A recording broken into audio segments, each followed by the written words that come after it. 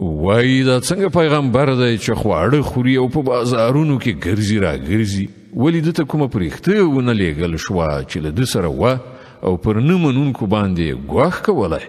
یا که نور هیڅ نه وایه دته کومه خزانه راکوزه کړای شوې وای، یا د ده کوم باغ وایي چې له هغه نه یې په ډاډینه روزي ترلاسه کولی.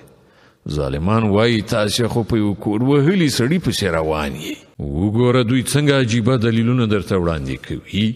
داسې لار ورکې دي چې هیڅ کومه د کار خبره په فکر کې نه ورځي.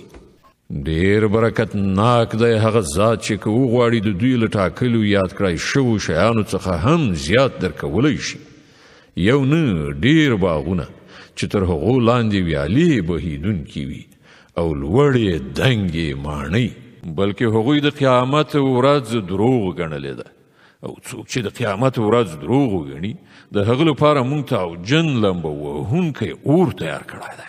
هغه یعنې دوزخ چې کله له لرې څخه دوی وویني نو دوی به د هغه د غضب او تاو اوازونه واوري، او کله چې دوی لاسونه او پښې تړلي په هغه کې یو تنګ ځای ته ورننویستل شي نو د خپل مرګ غوښتنه به وکړي. په هغه وخت کې به ورته وویل شي چې نن یو مرګ نه ډېر مرګونه وغواړئ.